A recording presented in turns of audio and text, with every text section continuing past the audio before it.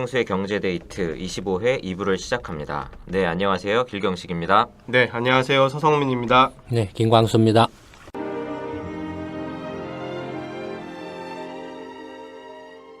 이순신 프로젝트 정책 아카데미는 평범한 직장인, 가정주부, 자영업자, 전문직 종사자, 교수, 대학생 등 다양한 분들이 함께하고 있습니다.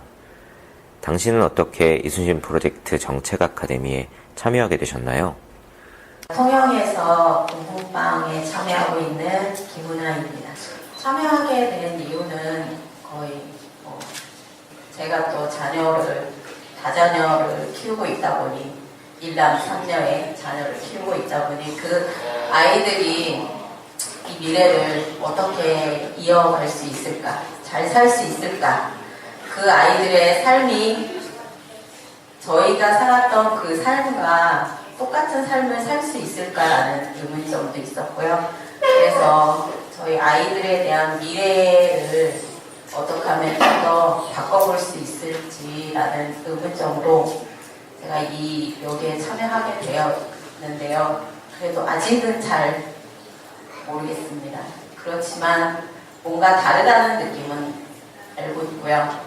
그리고 지금 저희가 이 길을 가는데 정말 많은 인원들이 필요하지만 그 인원들이 이제 이렇게 모이다 보면 이렇게 계단을 올라가려면 첫 계단을 올라가고 두째 계단을 올라가듯이 지금 아직까지는 첫 계단을 올라가는 단계라고 생각을 하고요. 저희 아이들의 미래가 이순신 프로젝트를 통해서 좀 더 밝은 미래를 주지 않을까라는 기대감이 큽니다.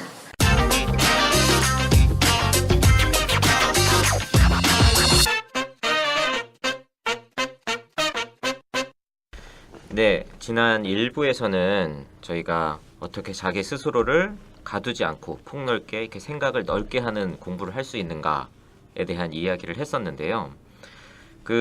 저도 아이를 키우고 있고 또 많은 분들이 예전보다 아이를 많이 낳지 않지만 그 육아에 대한 관심은 굉장히 커지고 있는 게 사실인 것 같아요. 그래서 사실은 이렇게 관심이 커지다 보니까 이에 대한 여러 가지 정보들이 넘쳐나는데 오히려 이게 정보들이 너무 많다 보니까 어떻게 해야 할지, 특히 이제 아까 일부에서 저희 유튜브 얘기 잠깐 했었잖아요.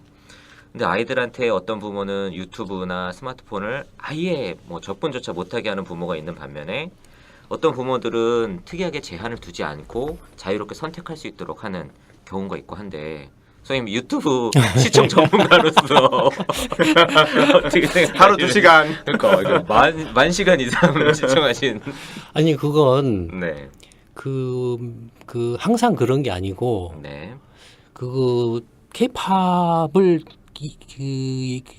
케이팝의 그 영향이랄까, 그 가능성이랄까, 이런 걸 한번 알아보려고 이렇게 시작을 했던 거예요. 그러니까 리서치 차원에서 이제 그렇죠. 일로서 하신 근데 거죠. 이제 했는데 그게 하다 보니까 재밌기도 하고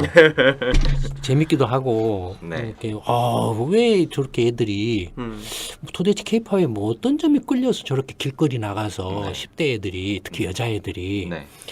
이렇게 서스럼 없이 길거리에서 따라서 춤을 추고 랜덤 댄스 보니까 진짜 엄청 하기도 하고, 그냥 개인 혼자 개인이나 한 명이나 두 명이 가서 네. 사람 길거리 많이 다니는 대로에 가서 막 춤을 춰요, 여자애들. 들어놓고 그냥. 예, 틀어놓고 해요.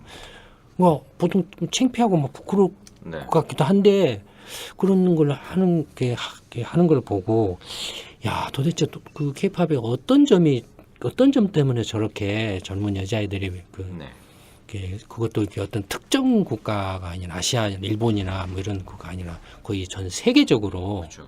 세계적으로 이렇게 그런 것들이 확산되고 있나, 그게 너무 이렇게 신기하고 궁금했어요. 그래서 이제 그걸 한번 알아보려고, 그렇다고 그거 알아보려고 전 세계를 돌아다닐 수는 없잖아요. 그렇죠. 근데 해보니까 이게 케이팝이 퍼진 게 유튜브 때문에 퍼졌다라는 걸 일단 네. 바로 눈에 띄더라고, 이게. 네. 지난번에 말씀해 주셨죠. 예, 바로 눈에 띄고, 그다음에 이제 여러 가지 그 요인 중에 10대들이 상당히 신체적으로 뭔가 활동성이 있고 뭔가 이렇게 좀 어필을 하고 싶어하고 자기를 이렇게 표출하고 싶어하고 하는 것들이 있잖아. 근데 네. 또 스트레스를 많이 받는 그런 이제 시기이기도 하잖아요. 네. 스트레스를 발산하고 싶고 그다음에 또 친구들하고 어울려서 뭔가 같이 하고 싶은 뭐 이런 것도 있고. 근데 그런 것들이 점점 서양의 경우도 많이 이제 줄어드는 것 같아요. 네. 근데 그 케이팝의 댄스가 아주 그냥 딱이에요. 취향 저격을 제대로 하는 예, 거군요. 딱이에요. 좀 말한 것처럼 그 성인 서양의 미국이나 빌보드나 성인 음악은 완전히 이건 19금 야동이에요. 네. 10대 그 여자애들이 따라 할 수 있는 그런 음악이 그렇죠. 아니에요. 네. 근데 케이팝의 댄스는 물론 약간 그 18금 정도까지 가는 것도 있지만 그 서양의 미국의 그 19금 야동하고 비교해 보면 그래도 얌전해요. 그렇죠. 그래도, 예. 얘들이 따라 할 수 있는 정도예요. 그러니까 하여튼 뭐 그런 거 좀 이렇게 조사를 이렇게 하다 보니까 이게 이제 그 샘플이 그다음에 가수들도 어마어마하게 많은 가수들이 그렇죠. 쏟아져 나오고 굉장히 많은 노래가 나오고 하잖아요. 네. 그다음에 케이팝만 본 게 아니고 라틴 음악도 쭉 보고 네. 이제 그 빌보드가 뭔가 해서 빌보드도 들어가서 이렇게 봐보고 아 그래서 빌보드가 유튜브한테 이제 밀리는구나 뭐 이런 것도 보이고 네. 완전히 이제 이런 그 유튜브와 같은 이런 이제 데서 내가 이제 거의 음악 시장을 그 애플 같은 경우도 자체 그 이제 그 아이튠즈에서 네. 하고 또 아마존 같은 경우도 마찬가지잖아요. 그렇죠. 그러니 예전에는 거의 빌보드 독점하다시피 한 음. 그런 거였는데 이제 판도가 확 바뀌는 거예요, 그냥. 네. 그러니까 그 지난번에 말한 것처럼 그 BTS가 그 박진영 JYP가 네. 원더걸스 해가지고 미국에다 띄우려 가서 그렇죠. 프로모션하고 얼마나 많은 콘서트도 품팔이를 했어요. 그렇죠. 돈 들여가면서 품팔이를 엄청 많이 했어요. 했죠. 그러니까 그게 어리석다랄까 지나는 거 보면은 이제 그렇게 보인 거죠. 타이밍이 그 당시에 좀 맞았던 거죠. 그 당시에 근데 사실 그때는 다른 방법이 없었던 것 아니요, 같아요. 근데 그 당시엔 초창기였어요, 케이팝에. 네, 네. 초창기였는데 약간 뭐랄까 좀 과욕이었던 것 같아요. 그러니까 어느 정도 케이팝이 좀 붐이 일어서 그것이 어떤 식으로 이렇게 자리를 잡아가는가를 본 다음에 네. 미국 시장을 가야 했었는데 음. 이게 원더걸스를 데리고 갔는데 아까 말한 것처럼 케이팝은 이게 10대 여자애들이 주 타겟인데 그렇죠. 이 원더걸스를 데리고 가가지고 성인 음악 시장에 네. 갔어요. 네. 네. 맞아요. 그러니까 이게 이게 타겟팅이 잘못된 거예요. 예. 그러니까 그런 걸 그냥 막연하게 미국 음악 시장, 미국 음악, 흑인 음악 이걸 특히 박진영 씨 개인이 동경하거나 좋아하거나 이런 개인적인 생각으로 이렇게 근데 시장이나 그 시장 분석은 절대로 그런 게 아니거든요. 네. 그러니까 그런 식으로 이렇게 하니까 헛발질이 될 수밖에 없었던 네. 거예요. 근데 BTS는 예컨대 BTS뿐만 아니라 앞에 빅뱅 같은 경우도 그냥 유튜브에서 방방 뜨기만 해도 모셔가지 않을 수가 없어요. 왜냐하면 네. 미국 음악 빌보드 차트 올라가는데 라디오의 이게 방송 횟수가 이제 굉장히 포인트가 많이 올라간다 이거예요. 근데 그 수많은 라디오 방송국을 어떻게 찾아가서 영업을 할 거예요. 말이 안 되죠. 네. 결국에는 뭐냐면 내 방식으로 해가지고 뭔가 내가 떠버리는 거죠. 네, 그러니까 네. 지금 우리가 하고 있는 이순신 프로젝트도 그런 거잖아요. 네. 지금 기존에 그 정치권 기득권화된 정치권의 게임의 방식으로 이 사람들은 몇십 년 동안 그걸로 그 회전문식으로 해먹은 사람들인데 네. 그 게임의 방식으로 가서는 우리가 절대 못 이긴다고 그랬잖아요. 그렇죠. 네. 이길 수 있는 방법은 우리 스스로 게임의 룰을 만들어가지고 우리 방식으로 해서 밀어버리는. 네. 케이팝이 그런 게 한 거나 마찬가지죠. 그렇죠. 빅뱅이나 BTS 같은 경우가 여기서 박 떠버리니까 빌보드나 미국의 온갖 라디오국에서 인터뷰 요청을 하죠. 오히려. 모셔가려고 네. 막 줄을 서는 거예요. 영국이나 뭐 이런 데서 막 줄을 서는 거예요. 네. 예, 그런 거죠. 그 채널 변화, 그러니까 소비자가 접한 채널의 변화가 예, 근데 지금 이야기가 조금 이렇게 튀었지만 질문은 그거였잖아요. 네. 애들이 이제 너무 많이 보기. 스마트폰이나 네. 이렇게 유튜브를 많이 보려고 한다. 그거에 대해서 어떻게 했으면 좋겠느냐. 일단 그 전에 소장님께 질문을 드려보면요. 소장님이 생각하실 때 유튜브가 교육용 교재로서 좋다고 생각하세요? 안 좋다고 생각하세요? 그건 좀 이렇게 우문이라고 생각해요. 우문이라고 생각해요. 왜냐하면 네. 유튜브는 결국은 스마트폰에 실려 있는 거죠. 네. 스마트폰이에요. 네. 애들이 스마트폰을 많이 보느냐 안 보느냐죠. 네. 그 전에는 뭘 걱정했습니까? 스마트폰 전에는 게임. TV. PC였죠. PC. 네, 네. 예. 그 PC 전에는 또 뭘 TV 걱정했어요? 였고요. TV였죠. 그거예요. 그러니까 우리 때만 해도 텔레비전 많이 본다고 걱정을 그렇죠. 했고, 그렇죠. 바보상자라고 그러고. 예, 방음상자로 그러고, 그다음에 이제 PC가 나오니까 PC에서 매일 중독됐다고 중독된다고 그랬고, 그다음에 이제 스마트폰이 나오니까 스마트폰 중독된다고 그러고, 이게 부모 생각이에요. 네. 부모 생각에 물론 얘들이니까 절제가 안 되는 경우도 있죠. 그렇죠. 사실 실제 그런 뭐 사고나 이런 것들도 있고. 예, 절제가 안 되는 경우가 있죠. 근데 이제 그 TV든 PC든 스마트폰이든 유튜브든 이게 좋으냐 나쁘냐에는 내가 거기에서 또는 아이들한테 거기에서 어떤 것을 보게 하고 뭐 어떤 것을 접하게 하느냐에 달려 있지. 텔레비전 안에도 좋은 것 있고 나쁜 거 다 그렇죠. 있어요. PC 안에도 얼마나 좋은 것 있고 나쁜 거 많나요. 그다음에 스마트폰도 마찬가지, 유튜브도 마찬가지. 유튜브는 그 완전히 뭐죠? 그 먹방? 유튜브. 제가 볼 때는 좀 완전히 이렇게 좀 이렇게 정신 나간 것 같아. 먹는 양이 어마어마해요. 어마어마하죠. 남도 먹는 거 무슨 짜장면을 막 20그릇을 네. 먹고 라면도 한꺼번에 막 10개 끓여 먹고. 막 혼자서. 그러니까 그럼 병 걸려 나중에 오래 못 살아요. 그런 식으로 가면. 근데 어쨌든 그 모든 것은 이렇게 좋은 것이 있고 나쁜 것이 혼재돼 있어요. 그렇죠. 결국 그건 이제 내가 그걸 어떻게 하느냐에 달려 있는 거죠. 그러니까 애들한테 이렇게 그 텔레비전이 됐든 PC가 됐든 스마트폰이 됐든 그 안에서 이제 유튜브가 됐든 부모 입장에서 애들이 그걸 못 보게 할 수는 없어요. 그렇죠. 우리 때도 텔레비전 못 보게 한다 그래서 뭐 안 봤나요? 어떻게 해서라도 보죠. 네. 어떻게 해서라도 봐요. 네. PC도 마찬가지고. 오히려 못하게 하고 금기시 하니까 그 찾아가면서 몰래 보고 또 친구들이랑 또 은밀하게 이제 그런 걸 찾아가면서 하면서 더 뭐랄까 스릴을 느꼈던 것 TV 같아요. 전에는 뭐였나요? 잡지였죠, 잡지. 그렇죠. 그렇죠. 네. 야동 잡지였죠. 학교 가지고 네. 누가 가지고 오면은 그것을 우르르 돌려가면서 뭐 그랬잖아요. 네. 그러니까 이게 중요한 건 이렇게 못 보게 하거나 못하게 하는 것보다는 그걸 하게 하되 막을 수는 없으니까 하게 하되 어떻게 유익하게 하게 하느냐는 거죠. 오히려 더 그건 정말 규제하기보다는 어려운 것 같아요, 근데. 네. 근데 유익하게 하는 것은 어떻게 보면 또 이제 얘들 입장에서 약간 재미가 없을 수가 그쵸. 있어요. 근데 그걸 얘들 혼자한테 너 이거 좋은 거니까 너 봐. 이렇게 하면 안 보죠. 얘들 혼자 안 그래도 혼자 재미가 없는데 특히 이제 어린애일수록 그때는 부모가 같이 봐주는 거.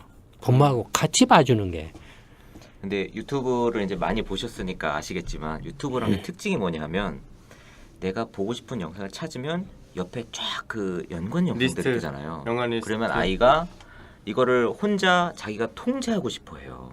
그러니까 내가 원하는 흐름으로 쭉쭉쭉쭉 이 모든 걸 봐야 되고 그 영상이 없으면 그걸 찾아달라고 막 그 하더라고요. 그러니까 그거 이제 부모가 이런 거 이거 재밌는 거 있어 이거 좀 보자 막 이렇게 네. 하면서 같이 봐주고 그다음에 같이 봐주면서 야 우리 이제 이 정도 봤으니까 다른 거 하자 이렇게. 그러니까 사실 우리가 지금 이제 그 애들 교육에 있어서 좀 굉장히 부족한 것 중에 하나가 특히 엄마들이 애들을 굉장히 많이 교육에 대해서 신경을 쓴다라고는 하지만 네. 이게 같이 하는 게 적어요.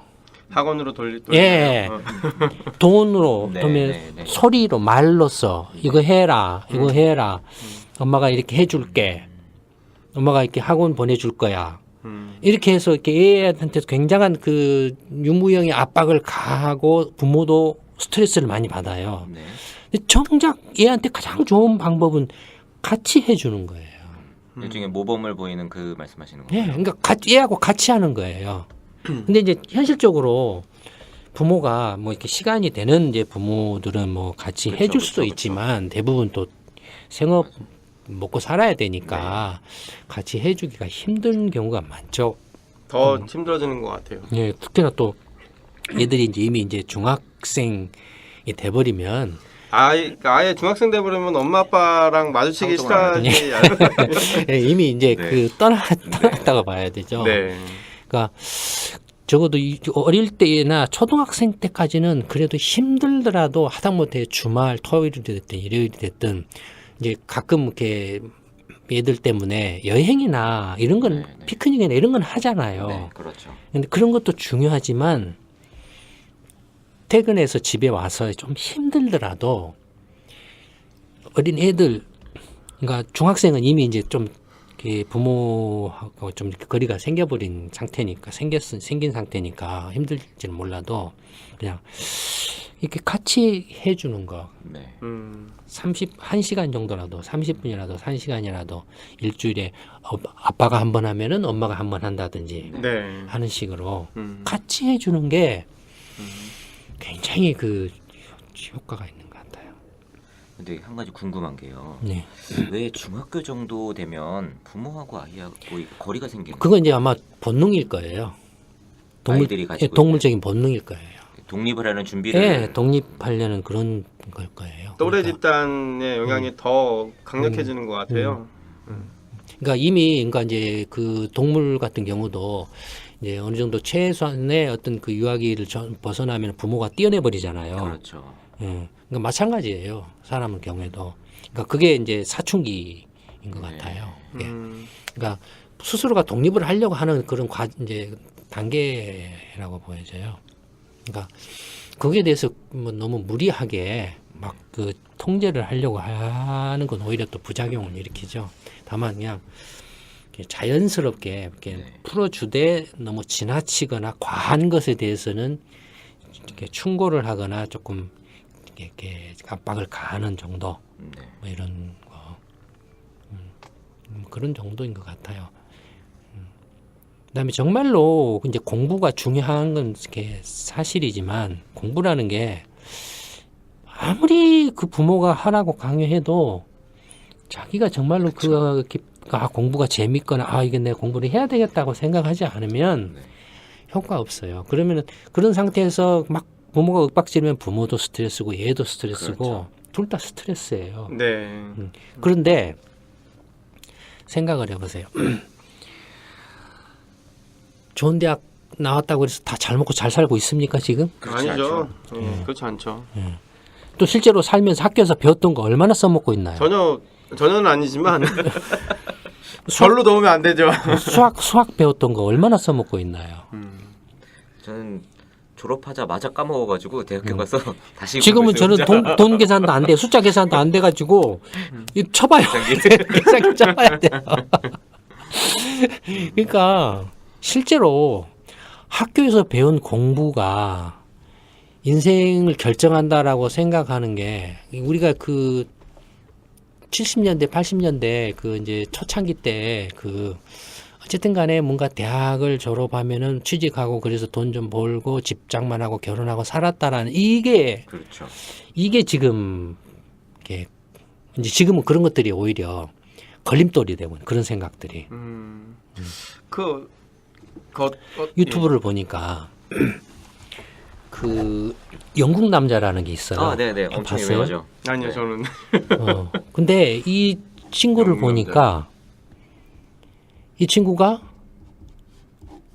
뭐 자세하게는 모르는데 제일 처음에 중국에 유학을 했더라고요. 아, 그랬나요? 예. 처음부터 한국이 아니었구나. 예. 중국에를 갔다가 거기서 이제 한국 여자애를 만나가지고 한국으로 온 거예요. 그래서 그 여자애가 결혼을 해서 사는 거예요. 그런데 그러니까 이 애는 중국어도 하고 한국어를 잘해요. 네네. 한국은 엄청 잘하더라고요. 그다음에 그 영상에 나오는 이제 그 친구를 보니까 처음에는 논팽인 줄 알았어요. 동네 친구인 줄 동네 논팽이 친구인 줄 알았어요. 근데 보니까 그렇지 않습니다. 이 친구는 아랍어의 달인입니다라고 나와요. 신부님도 나오고 어디 예. 교수도 나오고 되게 다양하더라고요. 근데 신부도 여러 나라 해외여행 네. 경험을 했어요. 네. 경험을 했어요. 그러니까 공부라는 것이 학교에 책상에 앉아가지고 무슨 이렇게 다 영어 단어 외우고 뭐 하고 하는 게 생각을 해보세요. 제가 계속 이야기하는데 물론 앉아서 영어 단어 외우는 것도 이렇게 중요하죠. 근데 사실 말 배우는 걸로 치면 그 나라 가서 노숙자만도 생활해보고. 한 6개월이고 1년이고 이렇게 살아보는 것이 가장 확실해요. 그래서 이제 뭐 기러기 아빠 막 이렇게 나오고 했는데 난리법석 나고 했죠. 근데 그러니까 이제 이게 또 하나의 과정이라고 생각을 해요. 기러기 아빠네 뭐네 하는 것도. 왜냐면 이제 점점 그렇게 가게 될 거예요. 왜냐면은 지금의 이제 한국의 학교 교육을 통해서 어떤 글로벌한 인재 내지는 글로벌 경쟁력을 갖추는 어떤 인재를 키워내기는 이미 한계가 드러났어요. 그러니까 근본적으로 지금 한국의 교육 시스템을 바꾸지 않는 한은 지금 30년 전, 40년 전, 50년 전, 60년 전의 교육 시스템이 거의 근간은 그대로 지금 유지되고 있어요. 유지되고 있어요. 이제 전에도 이야기했던 것 같아요. 이스라엘 같은 경우는 그러니까 그 고등학교를 졸업하기 전이나 아니면은 대학 가거나 가서도 그 과정 중에 한 학기는 해외 여행하는 거, 해외를 경험하는 거. 그래서 그 경험한 후기나 레포트를 쓰라라는 거. 그럼 그걸로 대체를 하는. 네, 대체하는 거예요. 학기를 대체하는 거예요. 네. 그러니까 한 학기는 1년을. 네네. 또 그리고 또 이스라엘 같은 경우는 징병된 나라잖아요. 여자도 다 같이 가가지고 오히려 군대 가가지고 전문 지식을 습득해가지고 군대에서 배운 걸 가지고 창업했다는 얘기 그러니까 들어가고. 한국이 지금 이공계 출신 뭐 경쟁력 떨어진다 그래가지고 군대 병역 면제해주고 어쩌고 했잖아요. 네. 방금 이스라엘 이스라엘 다 가요 군대를 면제 없어요.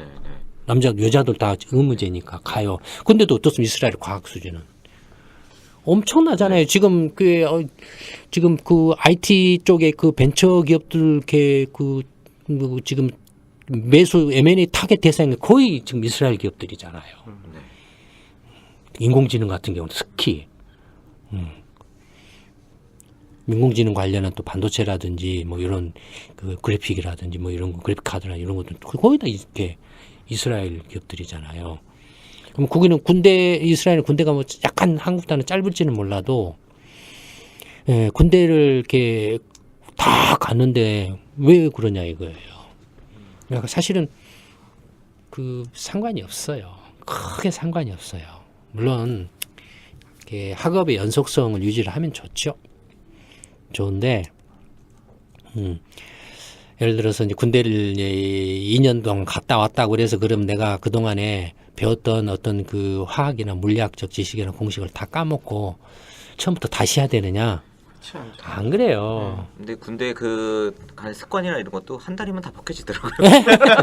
네. 아침에 잠도 안 그렇죠. 깨지고 한 달 지나면 한 달이면 그래요. 끝나더라고요. 그냥. 그래요. 근데 군대에서 그 뭐랄까 접했던 사회적인 관습이나 그 뭐랄까 그 서열에 따른 그 행동 방식이 달라짐 이런 거는 군대도 개혁이 필요해요. 그런 면도 있죠. 완전히 여전히 옛날식의 그 짬밥식의 네, 네. 그 일제 그 식민지 시대 때 그런 어떤 시스템이죠. 그대로 여전히 근본적인 좀 변화가 필요해요. 근데 부모들 입장에서는 생각을 해보면 말씀하신 것처럼 시스템은 그대로잖아요. 그러면 아이들이 이 시스템에 이렇게 따라가지 않고 사실 벗어나면 가능성은 커질 수 있는데 불안하죠. 그렇죠. 부모들이 불안하죠. 그게 문제예요 지금. 근데 제가 예를 하나 들어드릴게요. 네. 김연아를 한번 생각을 해보세요. 김연아는 학교 시스템에서 완전 벗어나서 부모가 독자적으로 네. 그 김연아가 가지고 있는 천부적인 재능을 키워주는 교육 방식을 선택했잖아요. 그렇죠. 그렇죠. 예, 그래서 지금 어떠나요? 아니 갑부가 됐잖아요. 그렇죠. 그러니까 부모들이 생각을 조금 달리하게 해야 돼요. 근데 두려워요. 그렇죠. 다른 자식들은 다 이렇게 하는데 내 자식만 내가 그렇게 한다고 그래서 내가 그런 용기도 부모 입장에서 그런 용기도 그렇죠. 없고 또 경제적인 어떤 부담도 이렇게 네. 될 거고 그렇다고 내 자식이 뭐 김연아처럼 특별한 재주가 그렇죠. 있는 것처럼 그게 또 진짜 좀 큰 가지고도 문제입니다. 않고. 네. 그러니까 근데 한국이라는 나라 전체로도 이건 바뀌지 않을 수가 없고 바뀌어야 되고 바뀌지 않을 수 없게 될 거예요. 그럼 다 망해요. 이건 망해요. 지금 이대로 쭉 가면 예, 망할 망해요. 수밖에 지금 없다. 망하고 있잖아요. 지금 네. 망해가고 있잖아요. 바꿔야 돼요. 근데 바꿔야 되는데 이제 그에서 좀 힘들지만 부모들이 그런 결단을 하게 되면 그런 결단하는 부모들이 늘어나게 되면 이게 빨리 바뀌어져요. 흐름이 아예 바뀌어 버리니까. 그렇죠. 네, 빨리 바뀌어져요. 그다음에 한 가지 더 제가 이제 좀 후회를 했던 게 하나 있어요. 우리 애들 키우면서 네. 그러니까 제가 말씀드린 좀 이렇게 가장 제가 좀 이제 애들한테 미안한 게 제가 연구소를 한다고 한 20년 가까이 하면서 얘를 전혀 돌보지를 못했어요. 휴가가 아예 없으셨잖아요. 예, 그러니까 얘들하고 무슨 동네 여행을 가본 적도 없어요. 해외여행은 고사하고 네. 우리 애들은 아직도 해외여행을 못 가봤어요. 그러니까 기껏 간 게 제주도였어 우리. 해외는 해외네요. 예. 그러니까 저하고 같이 간 것도 아니고 네. 그때게 네네. 예, 한 번도 가본 적이 없어가지고 뭡니까 여행사를 통한 네, 단체 여행 패키지. 네, 패키지요. 예, 가본 적이 없어가지고 어떻게 가야 되나 이런 식이었어요. 그러니까 네. 제가 말할 수 없이 참 이렇게 미안하게 생각하고 그렇죠. 좀 아쉽게 생각을 해요. 근데 이제 한편으로는 애들을 보면서 우리 이제 큰 애를 보면서 최근에 이제 막 생각이 좀 들었던 게 내가 애들 어렸을 때 바쁘다는 핑계로 신경을 못 썼는데 이게 그 중에 하나가 뭐였냐면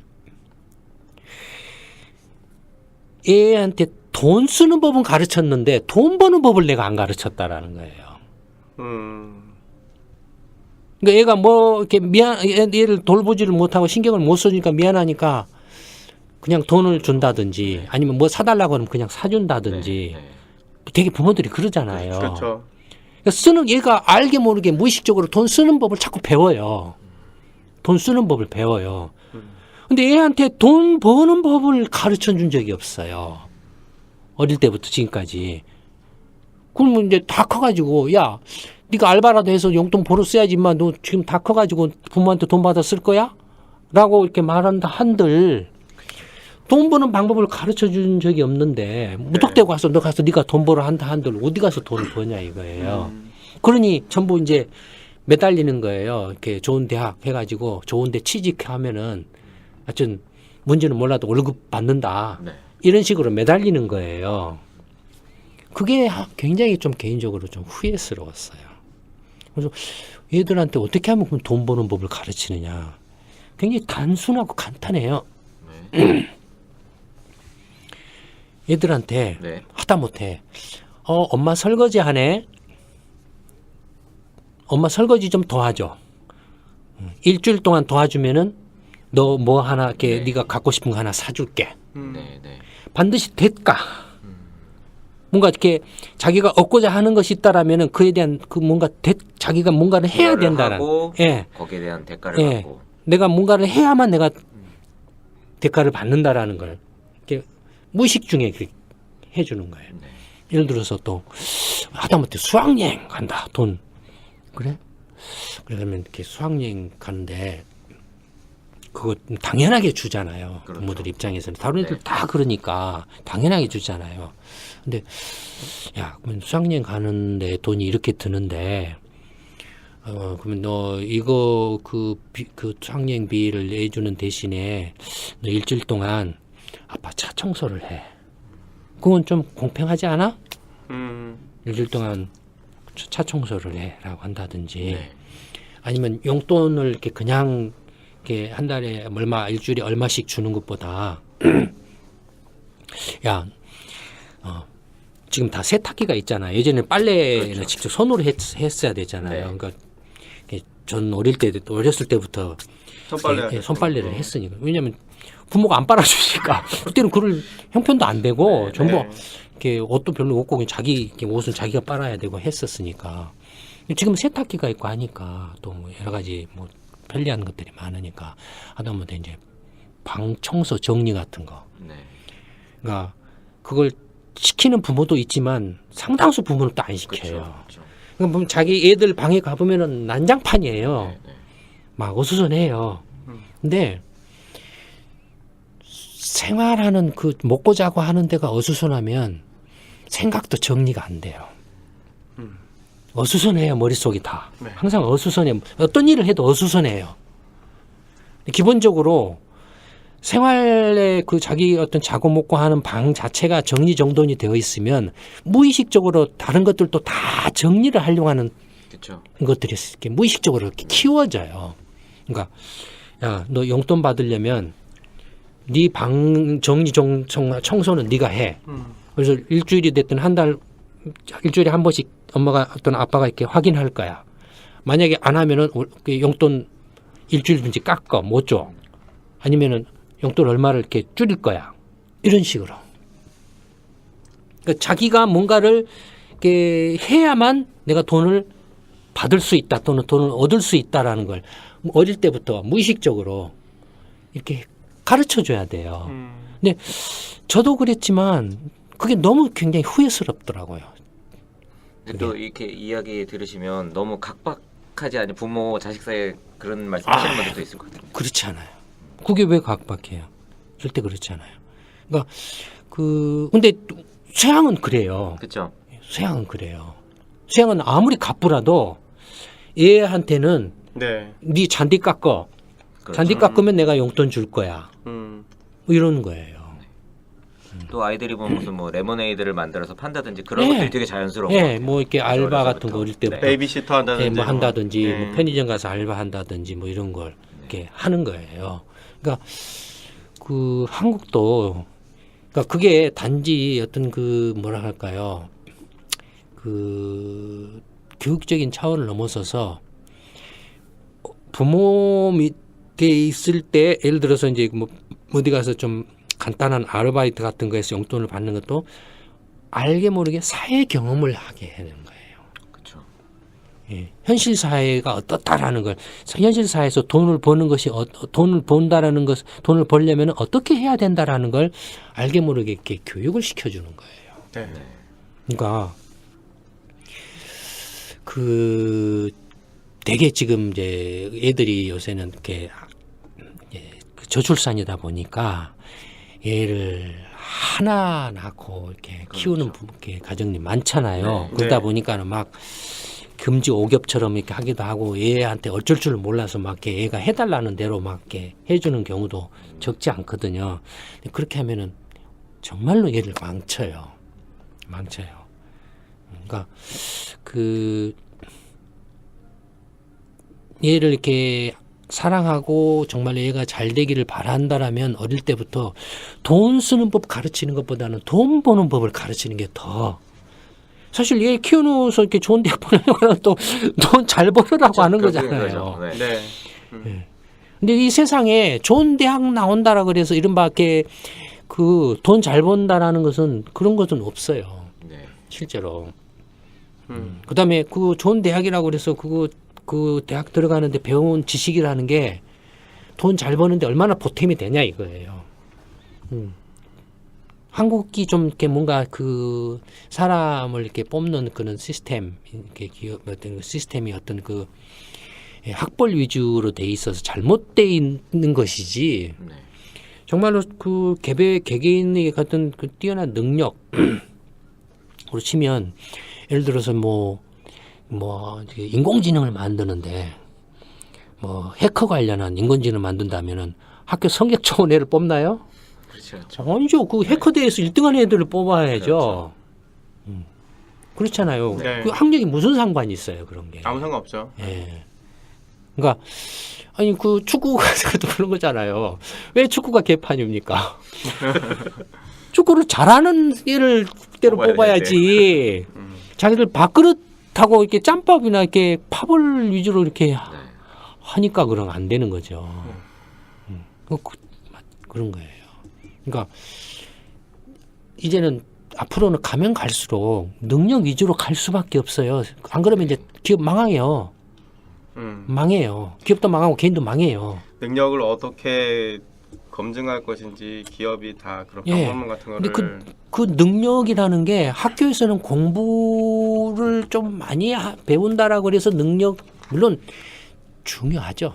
중요하고 필요하죠. 근데 그것도 정말로 그 공부에 소질 있고 재능이 있거나 자기가 정말 적극적으로 하려고 하는 경우에 해당하고 그렇지 않은 100명 중에 한 많아봐야 10명, 20명 정도고 나머지 80명, 90명은 공부에 관심 없고 실제 지금 고등학교나 중학교 가봐요. 네. 예. 거의 다 놀아요. 거의 다 놀아요. 네. 그럼 그 얘들을 다 이렇게 몇 년 동안을 희생시키는 거죠. 몇 년 동안은 그냥 밥으로 그대로 놔두고 있는 거나 마찬가지예요. 무슨 공부를 하는 것도 아니고 그렇다라고 자기 하고 싶은 걸 하라고 하는 것도 아니고 그냥 학교에다 묶어놓고 있는 거예요. 그렇죠. 선생님들 그냥 월급 받으려고. 그다음에 정치꾼들 이렇게 자기들 엉터리 개판 공무원 관료들 엉터리로 뭐 한다라는 쇼 부리는 그걸로 희생당하는 거예요. 정작 배워야 될 거는 못 배우고. 네, 근데 그 아까 말씀드린 김연아 같은 예를 생각해 보면 지금은 이제 앞으로 가면 갈수록 그렇게 다양화되고 능력 위주로 가기 때문에 굳이 물론 학교를 다니면서 그런 걸 이렇게 재주를 키우면 좋지만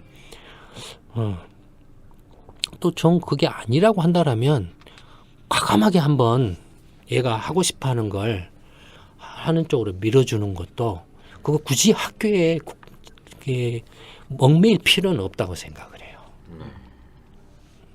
지금은 배울 수 있는 게 학교에서 배우는 그 위에 아까 유튜브 이야기도 했지만 그거 아니더라도 그 학교에서 이렇게 가르쳐 줄 수 없는 어마어마한 것들을 배울 수 있는 것들이 많잖아요. 그렇죠. 예. 근데 이제 좀 그런 것도 있는 것 같아요. 또그 자식들한테 좋은 친구들을 평생 갈 친구들을 만들어준다는 그런. 그건 예. 그건 이렇게 뭐라 할까요? 그러니까 학연, 지연 뭐 그런 거죠. 네. 그런 건. 근데 재주만 있으면 사람이 따라오게 돼 있어요.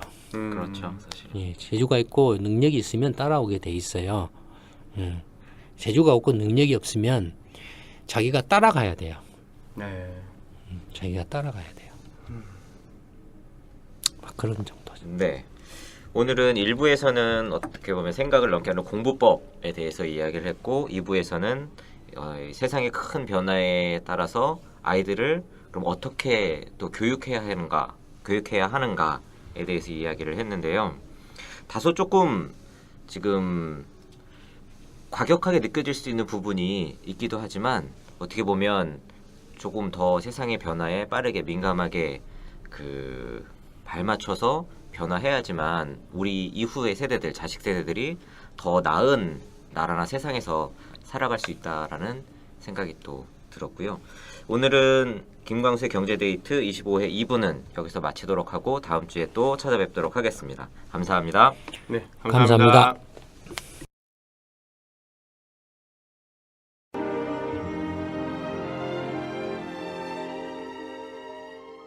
이순신 프로젝트 정책 아카데미는 평범한 직장인, 가정주부, 자영업자, 전문직 종사자, 교수, 대학생 등 다양한 분들이 함께하고 있습니다. 당신은 어떻게 이순신 프로젝트 정책 아카데미에 참여하게 되셨나요?